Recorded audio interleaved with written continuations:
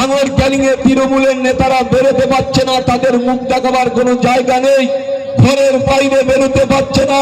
তাই মুখ থেকে কতদিন এই তৃণমূলের নেতারা থাকবে সেটা আগামী দিনে প্রমাণ হয়ে যাবে যে ভাঙড় ক্যানিং এর মাটিতে এই অপদত্ত নির্লজ্জ তৃণমূল কংগ্রেসের হারবাদ।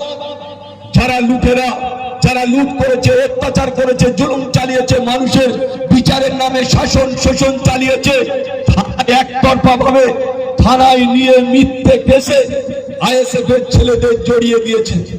আজকে মনে বড় কষ্ট হয়, আজকে যারা তৃণমূল, আমরাও একটা সময় তৃণমূল, আজকে সেই তৃণমূলটা ভাঙড় ক্যানিং এর মাটিতে বেরিয়ে মুখ দেখাবার জায়গা পাচ্ছে না। তাই মনে করতে হবে, এদের চিহ্নিত করতে হবে। অনেকেই চেষ্টা করছে তৃণমূল ছেড়ে বিজেপিতে গিয়ে আইএসএফ এর উপরে জুলুম চালাবার চেষ্টা করছে। আমাদের শক্তিশালী ভাবে থাকতে হবে, ঐক্যবদ্ধ ভাবে থাকতে হবে। কোন রকম ভাবে মুস্তানি গুন্ডামু করলে আমরা এক ইঞ্চি ছেড়ে কথা বলবো না। আমরা কোনোভাবে কোন নেতাদের কাছে আইএসএফ মাথা নত করবে না, এটা মাথায় রাখতে হবে। আমরা মাথা নত করে রাজনীতি করতে শিখিনি আইএসএফ।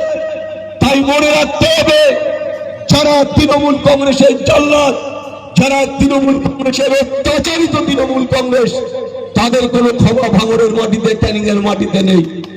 আজকে হয়তো আমরা মনের কাছে হয়তো প্রাসাদ দিতে পারছি যে আজকে যারা তৃণমূল থেকে জিতে আজকে তাদের আইএসএফ এসে আইএসএফ এর নেতৃত্বকে কাছে নিয়ে, পাশে নিয়ে বুথে বুথে কাজ করতে হবে আগামী দিনে।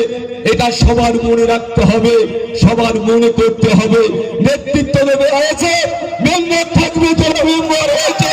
আমরা নেতৃত্ব, আমাদের লোকেরা, আমাদের কর্মীরা, আমাদের নেতারা নেতৃত্ব দেবে।